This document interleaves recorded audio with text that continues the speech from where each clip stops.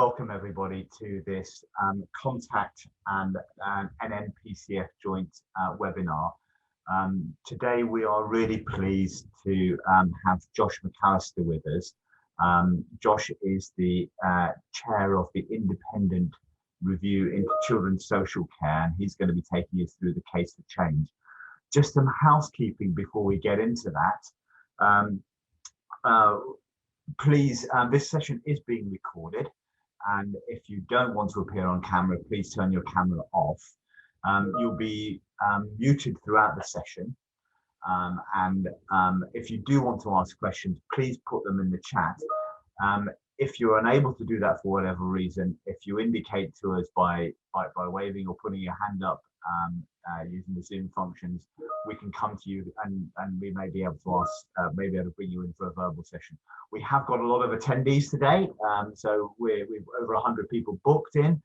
So I imagine that we'll be quite busy and interactive. And as ever with these things, I think we're all very used to the world of technology nowadays and all this remote working. But I'm sure you'll appreciate that occasionally we do have glitches. So if we do have glitches, please bear with us. Today's session is interactive, so we are going to be asking you some questions using Mentormeter. Some of you may have used that before. When we get to that point, I'll explain what you can do. But if you have your phones or mobile devices or laptops ready, that would be great, because that will enable you to participate a little bit more easily. We are still seeing people coming into the meeting, but we will get going. So, as I said, this is a joint NNPCF and Contact webinar. Today's subject is the Independent Review into Children's Social Care and the case for change there. My name is Mrunal Sisodia. I'm one of the co-chairs of the NNPCF, and you're all very welcome indeed. And without further ado, let me introduce you to Josh McAllister. Josh, over to you. Thanks, Mrunal, and good afternoon, everybody. It's great to be here for this session so soon after we published our first document as an independent review. Just by brief way of introduction and background, I'm a teacher by background, secondary school teacher. Worked for a number of years in the field of recruiting and developing social workers, mainly working in child protection. And in March of this year, began leading the independent review into children's social care in England, which is asking a big question, that is, how do we better guarantee that children can grow up in families with the safety, stability and support that they need and love that they need, and where that's not possible, that care can provide those same foundations. So that's really the kind of big topic that the review is focused on. I should say that it's not explicitly a SEND review, although I think a number of you, if you get a chance to read the document, and certainly when we give you an overview of the case for change today, we'll see that some of the themes really resonate with a SEND focused experience that you might have had yourself. We have had lots of engagement from carers and parents of children with disabilities, and that's been incredibly useful over the review so far. There's obviously a big overlap there, and those voices have been taken on board and I think reflected in the document that we published last week. I should also say that we've been working on the care review side in parallel with the SEND review, and we've got a colleague from the SEND review joining the session today, which I think is a good example of the join up that's taking place there. The review published a document on Thursday last week, so a week ago today, which is the case for change. And what we've tried to do, and really only in the first 3 months of the review, is work at real pace to gather the views and experiences of parents and children and young people and families and foster carers and professionals to say, what is it that's not working with children's social care at the moment? We've also sourced a huge amount of very good evidence in answering that question. And we wanted to publish something quite early on in the review so that we could share our thinking very transparently with people. and then pose a number of questions before we start doing the work of developing recommendations. And so that's really the approach that we've taken with the Case for Change. We're only 3 months in, but we've published this fairly substantial document which sets out the themes of problems, and I'll talk you through those in this session, and then poses a number of questions, and we'll come to those at the end, because I think there are some questions which for you as a group of parent carer forums will have a lot to add and a lot to say on those themes. So Mrunal, if you could click us through. So that's the background. The review, just a bit more detail about it, is being supported by a group of civil servants. So it's independent of government. It's got a group of civil servants who've been seconded to work on the review, but it's taking a stand back position on how we do children's social care at the moment.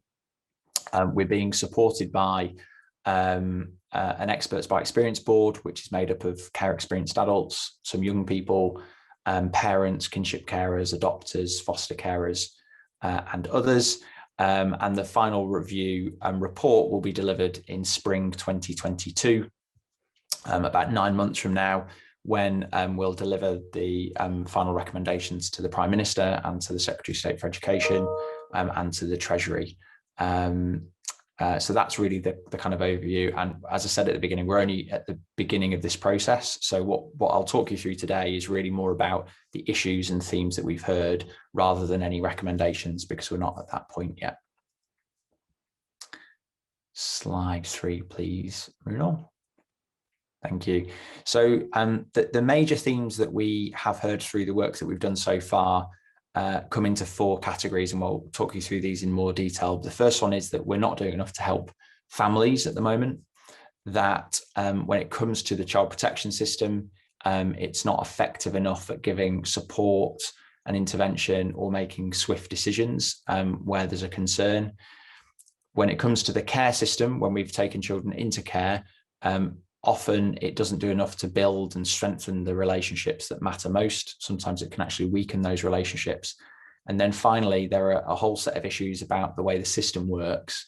And I think across a number of these, you'll see themes which resonate with the experience of parent carers.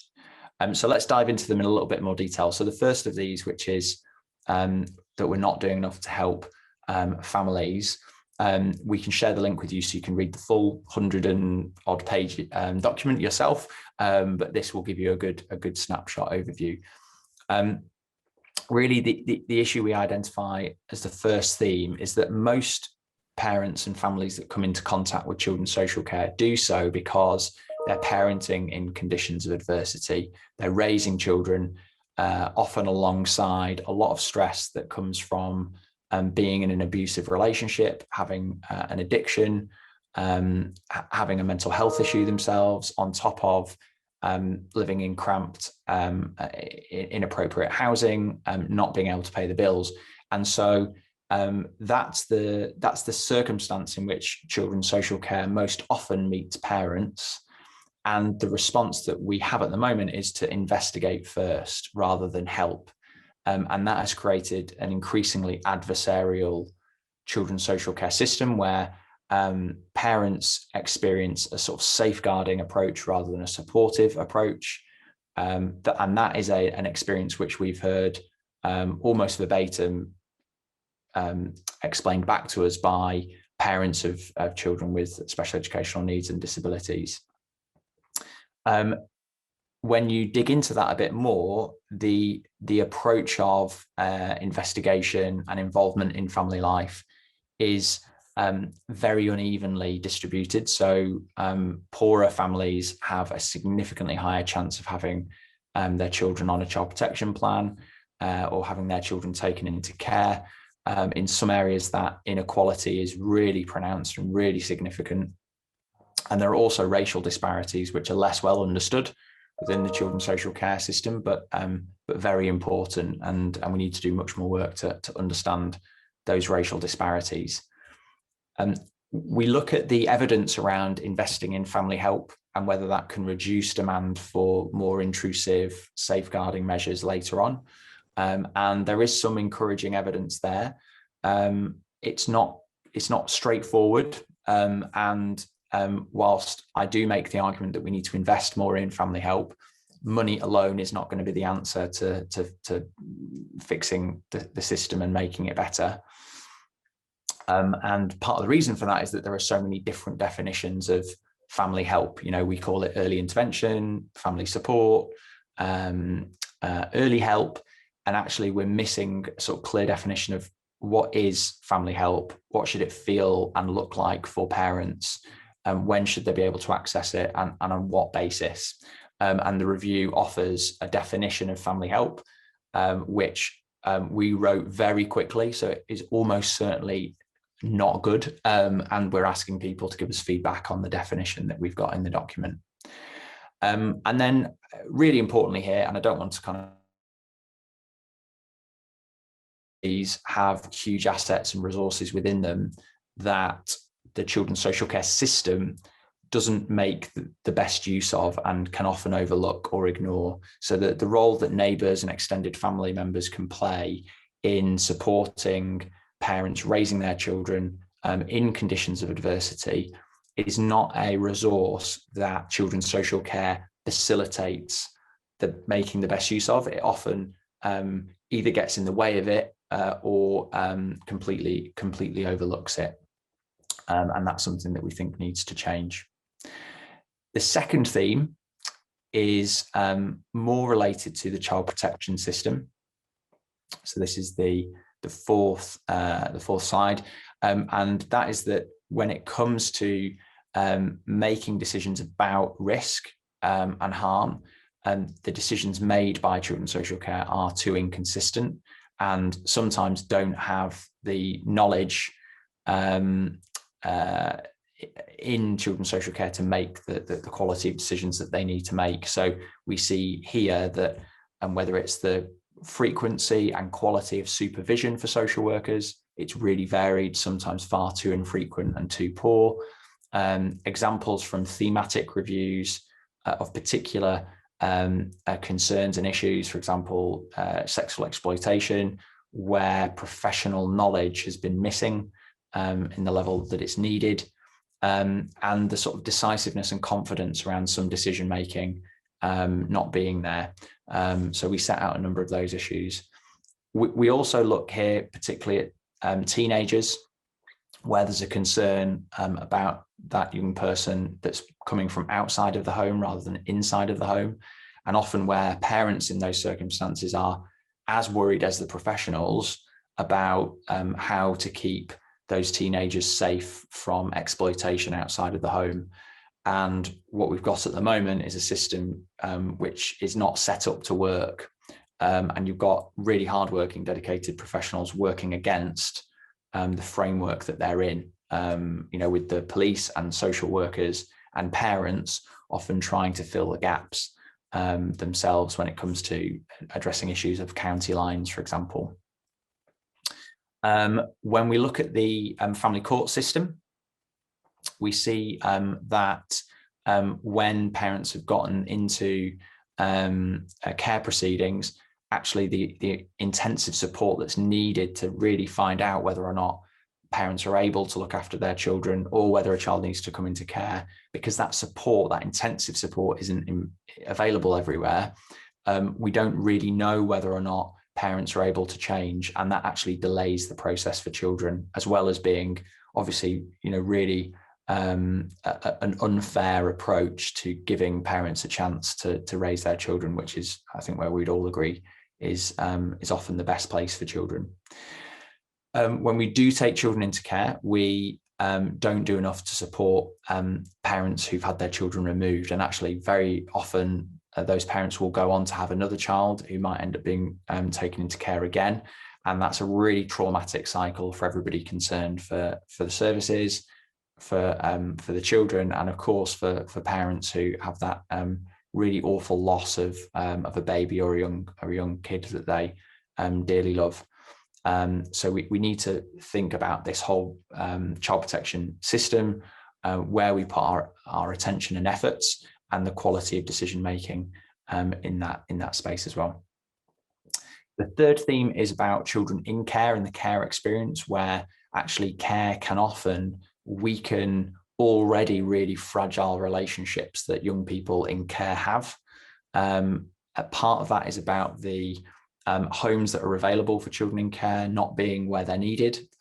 So you've got children being moved far too far away from their community and their support network and their school, to parts of the country that they're not familiar with, that the whole way in which the placement market works is completely broken, both on a kind of commissioning side and also on the provider side. Examples of high levels of profit being made, very poor planning, and a lack of clarity about what the role of residential children's homes should be, because very many of those children actually only stay in residential children's homes for a short period of time, and then children either come back to their birth families or to foster care, and end up bouncing around the system without a clear plan for where it's best for them to grow up. The secure accommodation, so this is both secure welfare as well as secure justice homes, are a reflection of very siloed thinking across government and short-termism. And again, we see there the breakdown in work between different bits of government and different bits of services, letting children down. So they might end up reaching crisis point, being taken into a very expensive, quite isolated, secure setting for 3 months, where their education's disrupted, their relationships are disrupted, but professionals feel safe. And then after that 3-month period, the child is moved back into very similar circumstances that they were in before they ended up going into that secure setting. And the system, all of us together, the kind of way in which the professionals in it work, isn't clear on why we did that and on what the objective we were trying to achieve was. When it comes to getting support for children in care, the state is the corporate parent, but it is not a pushy parent for the services that those young people need, particularly when it comes to things like mental health services. And when we look at the important birthdays that young people have, whether it's 16, 18, 21, there is very inconsistent and sometimes insufficient help available for young people reaching those milestone birthdays, particularly 18.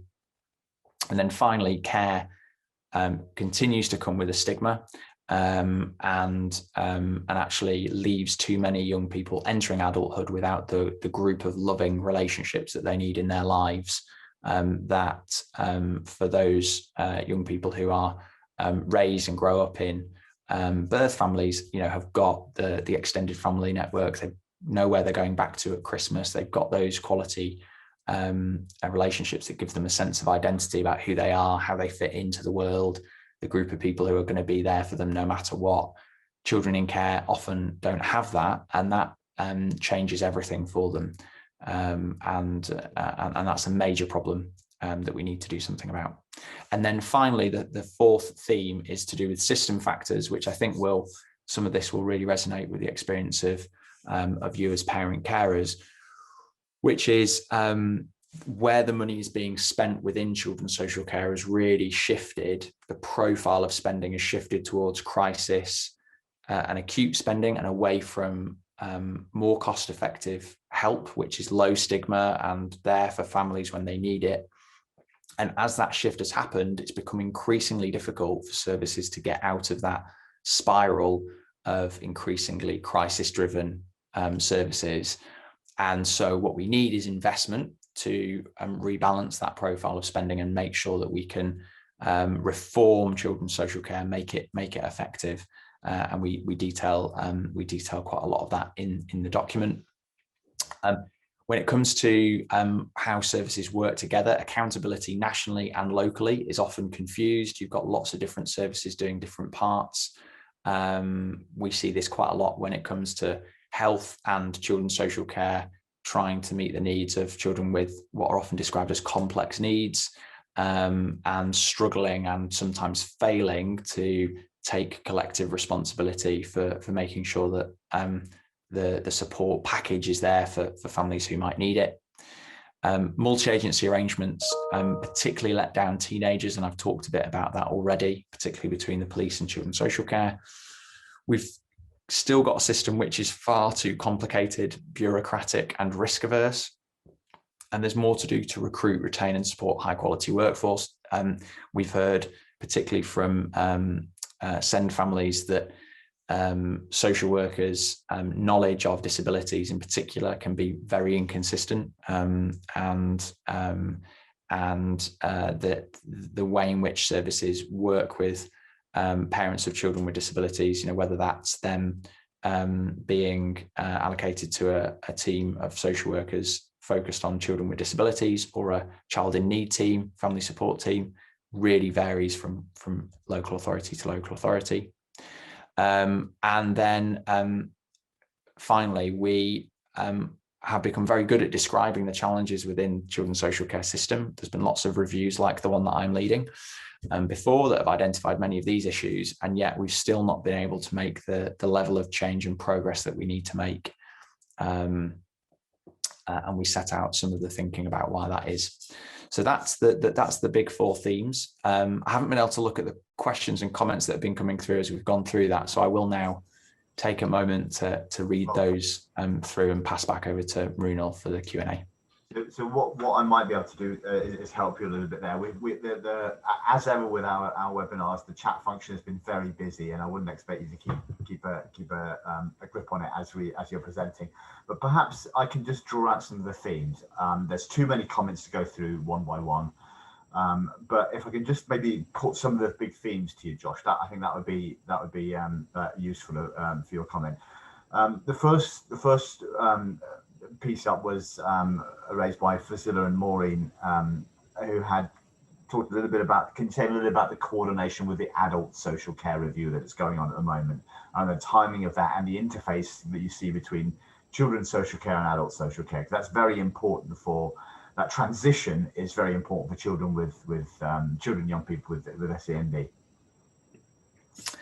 The issue of transitions is something that's come up a number of times, and one of the things that we need to do with the review's recommendations is think through how we don't end up with recommendations that might recreate cliff edges at 18 for young people where they might have been, and this is an experience I've heard many times, parents who battled for an assessment and access to a service that's been achieved, and then when your child reaches 18 and they age out of that service and need to go back through the same cycle again, which might often end up creating a crisis which costs services a lot of money and families a huge amount of stress.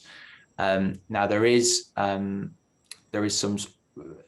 encouraging noises, and we need to see how it's delivered, but some encouraging noises in the NHS long-term plan, particularly around child and adolescent mental health services, in having a transitionary period between 18 and 25 for CAMS support that's offered where it is offered, and I know that that's an issue in itself. That kind of thinking, I think, is we need to take that further so that we don't just end up creating a boundary firmly on the 18th birthday, which creates stress at a time when actually support might be needed the most, particularly as young people become more independent. In terms of the adult social care review, it is not a review that's being done in the same with the same level of depth as this one. I think that is far more focused on how adult social care is funded in the future rather than the service that's delivered. But we are definitely looking at transitions. That's a point that we're looking at.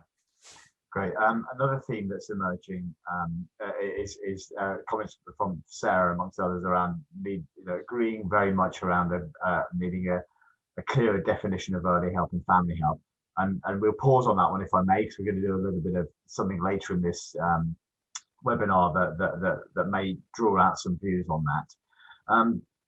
Quite a few comments around workforce development and training of social workers, sort of from Kay and Paul and Annette.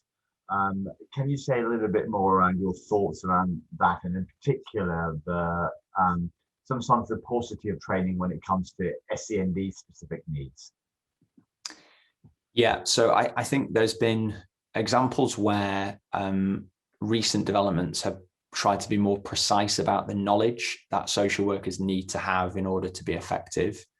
When I started to do this work in 2013-14, the knowledge, the very clearly stated knowledge that social workers need to be able to know and understand in order to be effective, I think was quite weak. And there's been some positive developments over the last few years on that, not least of which is the knowledge and skills statement that the Department for Education has written out, which is quite pithy. And it says, like, here's the knowledge and skills that social workers need to be able to have to be effective. Now, what it doesn't do, and I think we probably do need to go further, is spell out in the next level of detail down at what point in a social worker's career and in what sort of role do they need to have a body of knowledge about a particular issue that at the moment the services aren't able to hold. And I do think there is a strong case that disability is one of those areas, and particularly where you've got social workers moving into roles in teams for children with disabilities. So that is something that we've definitely heard of so far, and the knowledge content that social workers need to be able to have to do particular roles is something that we will look at. One of the themes that we've got coming through is around culture. There needs to be a change in the culture of social work. Obviously that's something you touched upon a little bit in what you were saying, Josh. How do you go about changing culture in something like this? I mean, I think often social workers don't want to be doing the work in the way that they are being led to do it by the way the system's set up. So if I take one example, which is the sort of blurry space between an early help plan and a child in need plan and a child protection plan. When you speak to local authorities, sometimes the rationale for a child protection plan, they won't often describe it in these terms, but it is more or less the same spirit, is we've got some anxiety as a group of professionals about what's going on with this child and the circumstances they're living in. So we'll put them on a child in need plan and we'll monitor it. And what happens there is you then end up with an industry managing that assessment and monitoring process, which is very expensive. It sort of it self-reassures the system time and again that they're doing something with these families because they've assessed them, they're on a plan. And if things escalate, it'll become a child protection plan. If it de-escalates, it'll become early help. But when you actually dig into it and try and look at what the work is and what the legal basis for that involvement is, you go back to the fundamental principles of the 89 Act, the Children Act, which is Section 17 to offer help and support to parents. And that's what the child in need status should be about. And that does mean giving help and offering help, even when there is this concern that maybe something might be going on, maybe there might be a risk to the child. But if it isn't reaching the threshold of a child protection plan, our service is actually doing something. Are they offering help? Are they giving social workers the time to spend with families, freeing them up from some of the back office bureaucracy, freeing up the number of watchers that we've got in the system so that we've got more hands and fewer eyes amongst the social workers that are there. And then actually, I believe there's a way of achieving both a system which is better reassuring itself that we are actually keeping children safe because we're doing more to help. And it gives social workers the joy of the role which many of them came into the profession for, which is to actually get out and help families rather than simply assess and refer. So some of this stuff around culture is really deep, and changing it will take time.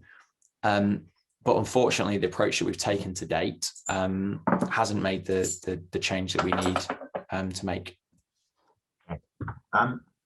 The chat is continuing at the pace, but I'm going to move it on because I think that there are some things we wanted to go through. So I'm going to try and do something quite clever here. So please bear with me. What we're going to do is go to Mentormeter now. And for those of you who have seen this before, it's an interactive tool that allows you to really join in and comment and share in the presentation. Now, as a part of the case of change, a number of questions had been posed by Josh and the team that they wanted feedback on, and we thought this would be a really good opportunity for us to really get some initial feedback from you, and then maybe generate some discussion as well and some comment from Josh and the guys. So hopefully you can all see the screen that I'm sharing at the moment, which is Mentormeter. So if you can all go to www.menti.com and input the code 64149116. I'll say that again, 64149116. And here what we'd like you to do is just put in free text and comment and tell us what you think the purpose of children's social care should be. So I'll give that a few minutes just to scroll over. And actually, maybe whilst we're doing that, Josh, could you perhaps just give us a little bit of a sense of the sorts of things you were perhaps looking for or had in mind when framing this question? So the reason we're asking this question is, as we were looking at the issues within children's social care, one of the recurring topics was people asking, what is the point of children's social care? What's it actually trying to do? And there are some real tensions between the idea of protecting children and supporting families. Those things don't always fit comfortably together. There are judgments that need to be made by a set of professionals about balancing the rights of families with the rights of children sometimes.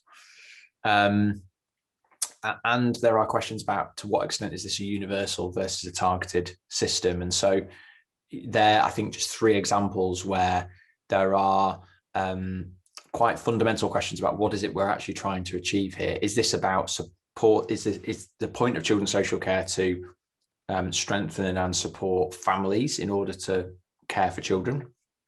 Is it about providing services directly to children?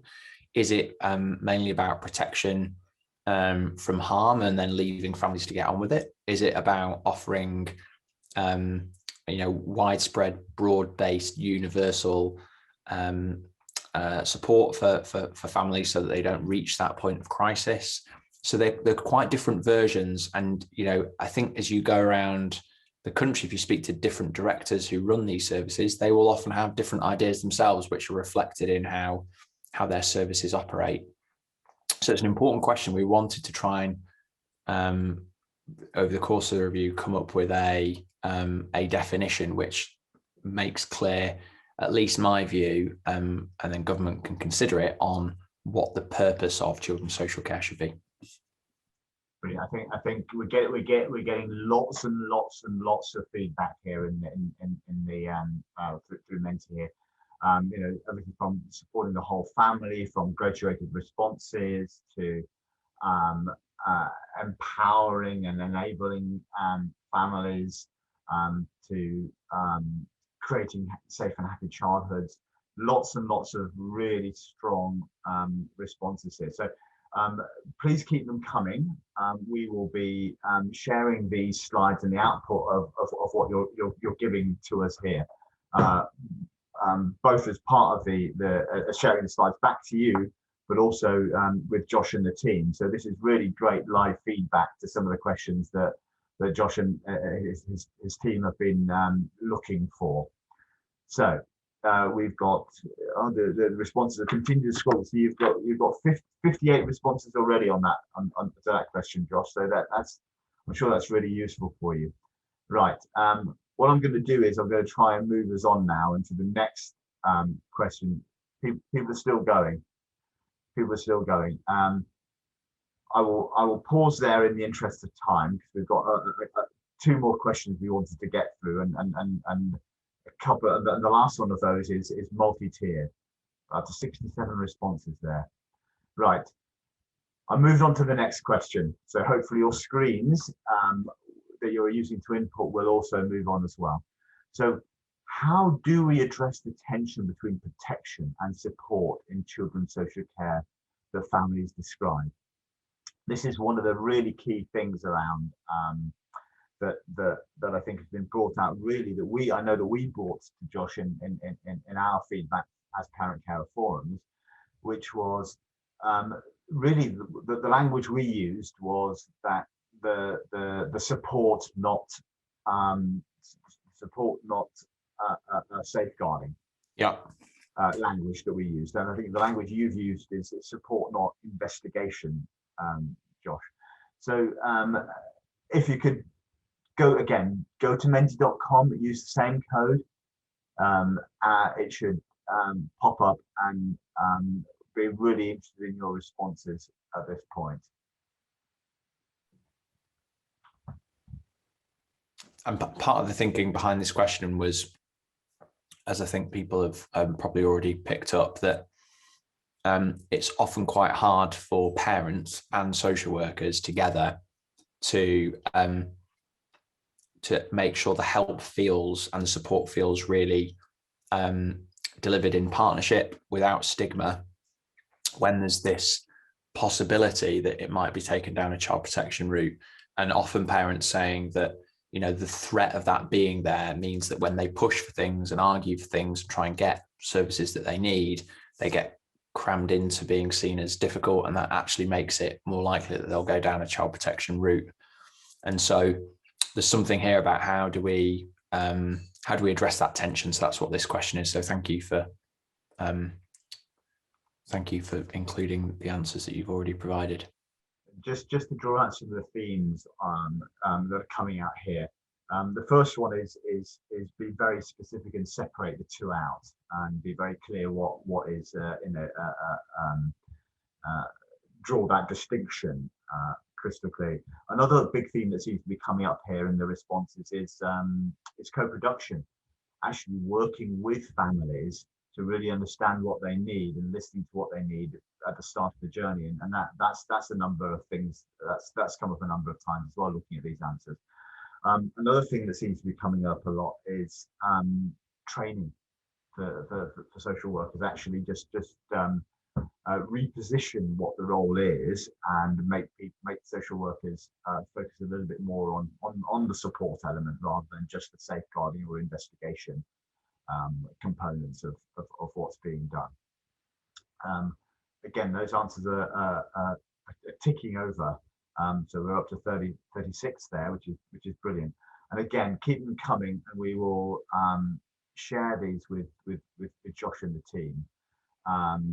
This sort of stuff is extremely useful, because when we put these questions in, we're not sure, are we asking the right question? Is it tapping into something that reflects people's experiences? And I think I've got some of my colleagues who are working on the review on the call with me, and putting these questions out for people that work in the system is actually very uncomfortable for them, because we have got a system that's set up in a particular way. Asking the question to you as people who are actually members of the public on the receiving end of these services, I think you can often get a kind of a really honest, free answer. So these are extremely useful responses. So thank you. Great. We've got 39 responses there to that question as well. So I think that's fantastic feedback. Thank you everybody. Moving on. We talked a little bit earlier, Josh talked a little bit earlier about the definition of family help, having a clearer definition of family help. And the language that's being used here is, early help, early intervention.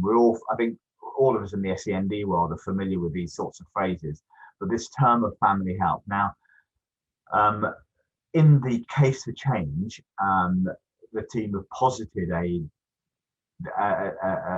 potential definition of what could constitute family help. It's too long to include in its entirety here, but what I tried to do when I was working with Daniel last night was try and summarize in maybe 3 paragraphs what the definition of early help is.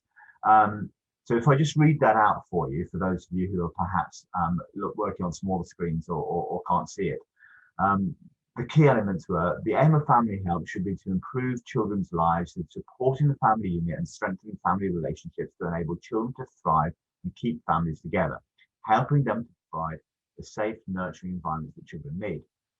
Family help should be high quality, evidence led, and delivered by skilled professionals who are able to engage families, building trust and supportive relationships with them. In delivering this support, family help should recognize that all families need help at times, and that does not mean there is a child protection concern. This help should be available to any family that is facing significant challenges that could pose a threat to providing their child with a loving, stable, safe family life. So we're already getting some feedback on that, but let me move forward one slide. The next vote for you is: what do you think about our proposed definition of family help? So give us your thoughts. And if you don't like it and you're not sure, it'd be really useful if you could put any comments in the chat function about what might be missing or bits that you think have hit the wrong note.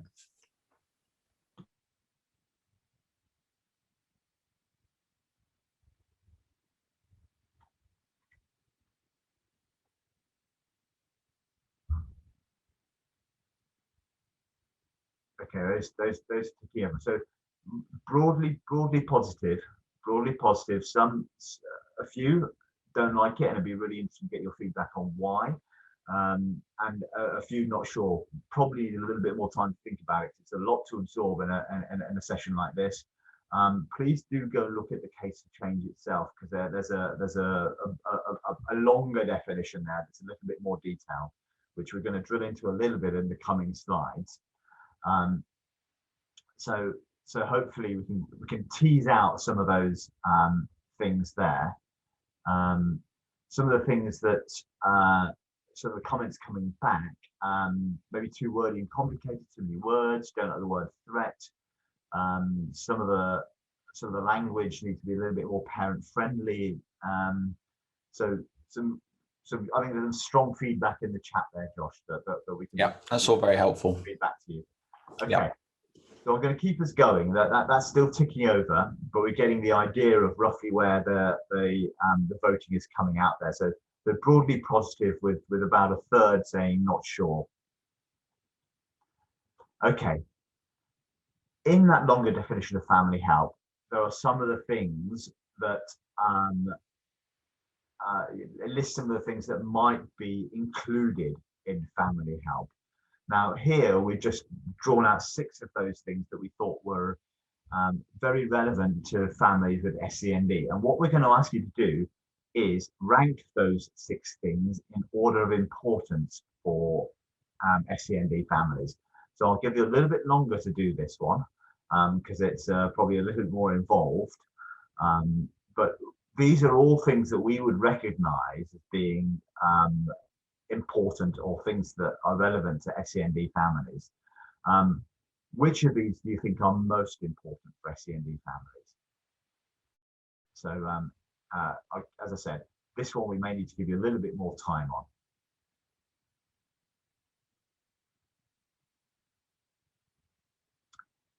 And as I said, there is a fuller definition of family help in the case for change. This one doesn't seem to be updating, actually. We are.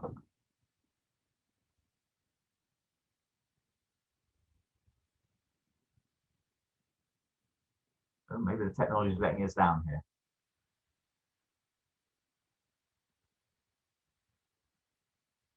It seems we've had 11 responses so far, but nothing's registering here. Maybe this is one that only pops up when we close the voting.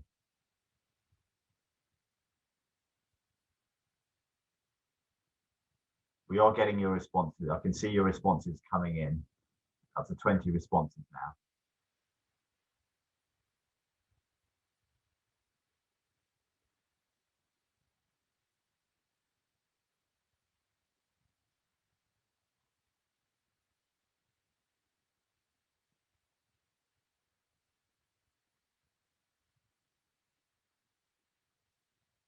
29.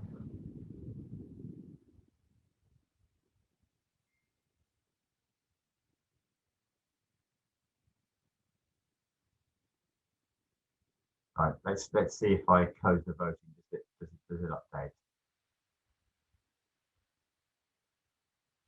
Okay, that for some reason, my apologies. We're all still learning how to use Menti, but this slide doesn't seem to be updating for us live, which is a bit of a shame. It'll be interesting to see what the feedback is.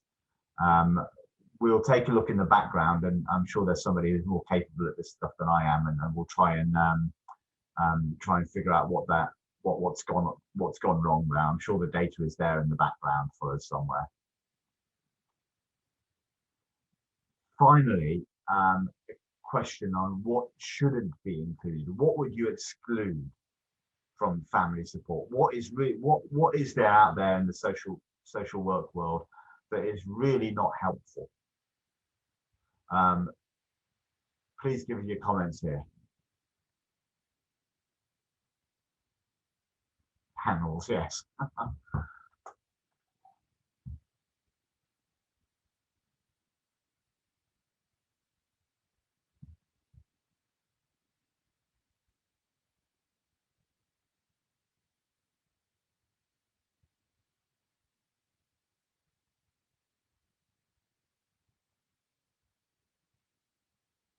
See that updating live.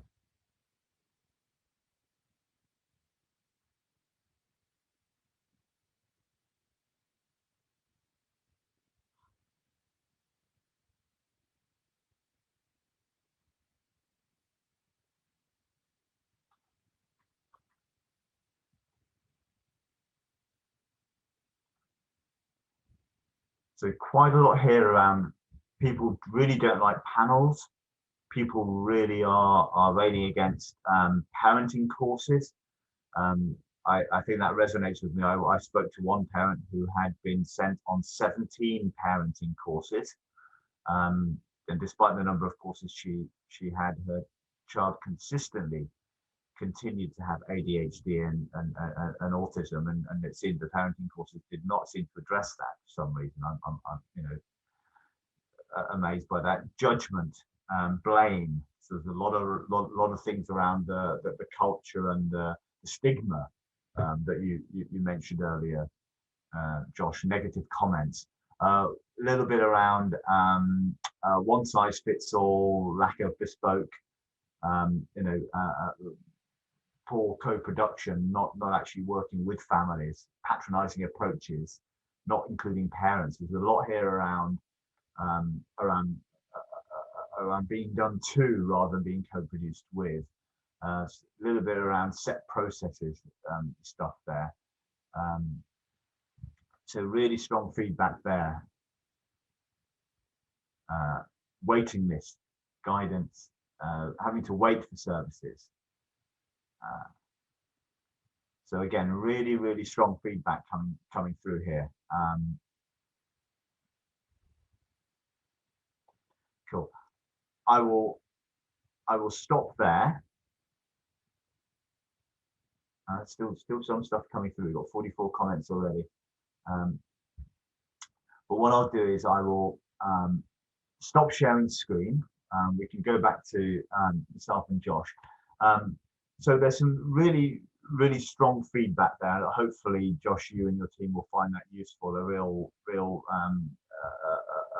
almost pulse survey of some of the things that are exercising SEND parents most. And apologies for to everybody who contributed to that. One of those questions that we didn't get the results of. The technology did fail us there, but we'll take a look at what we can do around that. Hopefully, it's all there in the background. We're 10 minutes to the hour. We've covered off the things that we had today. Josh, can I come back to you perhaps to maybe close us out and maybe share next steps, and in particular, if you can talk to you mentioned the timelines earlier, but maybe talk to some of the engagement that's going to be happening going forwards on this, and your thinking and how you might link in with parent carers and the parent carer network. Yeah, thank you, and thank you to everybody for contributing so fully to the session. That input and feedback's incredibly useful. This is actually the first, I think, big outing that we've had with the Case for Change questions since it was published last week. So really good to already start getting so many responses from people. I guess just picking up on a couple of themes from what people have shared there. I think this issue around services gatekeeping, which is about, to some degree, resource management, but also creating criteria or hidden thresholds. I think people describe it in those terms in the exercise that we've just done.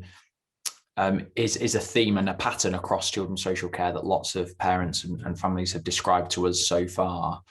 And it's certainly something that we need to, as we're thinking about recommendations, make sure that we're trying to address through the recommendations that we come up with. And it's interesting to hear the feedback around parenting courses, parenting programs, support with parenting, because I think sometimes that being one of the few things that is available, I think services sometimes try and push families down that route because there isn't anything else on offer, even if it isn't going to meet the needs of a family. So I can absolutely understand why that would be unhelpful. So look, very, very useful feedback. Thank you. The next stage of the review is to take the questions that are in the Case for Change, a number of which we've asked to you today, out to a wider audience so that we can get feedback, thoughts and ideas from people. I think some of them will create some genuine debate and disagreement, which I think is good because we need to open that discussion back out. We'll be doing that over the course of the summer, so there'll be a number of events and opportunities for people to contribute to, public events that we're holding online, and we'll also be doing some in-depth work in a number of areas, with some ethnographic studies of parents who are on a child in need. We've got a child who's on a child in need plan or a child protection plan. Those are often experiences that it's actually harder for us to hear because there is some stigma around that, and understandably parents might be reluctant to come forward and share those experiences. So we're going to do some quite in-depth work looking at the lived experience of parents and children on those plans. And then we're going to start developing some recommendations based on the feedback that we're getting to the Case for Change questions. So the document can be read online. It's PDF. It's got a link at the very beginning of the document to a feedback form where you can answer one of the questions. You can answer all of the questions. You can also tell us if there are parts of the document that you think we've missed something or we've misunderstood something. We pulled it together in 3 months, so we might not have gotten everything right. Very open to the feedback that you've got to give us. So please do take a look at that. Keep an eye on our website where we'll be updating events that are happening over the course of the summer on particular questions that we're asking in the document. And then we'll continue, working with organisations like yours and networks like yours and other organisations, as we've done so far in the review, to make sure we're keeping respective groups in the loop as we're moving through the process, but also making sure that we're not missing anything as we move through the review. And we'll continue liaising with the SEND review at the Department for Education as well. So I think that's probably the overview, and I'm still keeping an eye here on the comments that are coming in, which is very useful. Summer holidays isn't a good time for parents to contribute. Sure. I mean, look, I think there is a challenge here, isn't there, about how the review addresses some of these urgent issues by reporting in spring next year.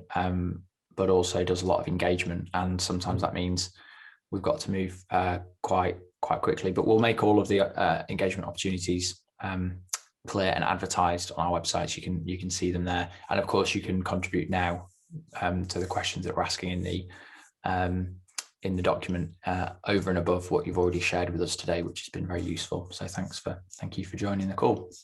Great. So you can, if you Google Children's Social Care Review, Case of Change will come up. Please do that. I think Helen has also put a link in the chat although that's been consumed with the tsunami of conversation that's happened. Which is brilliant.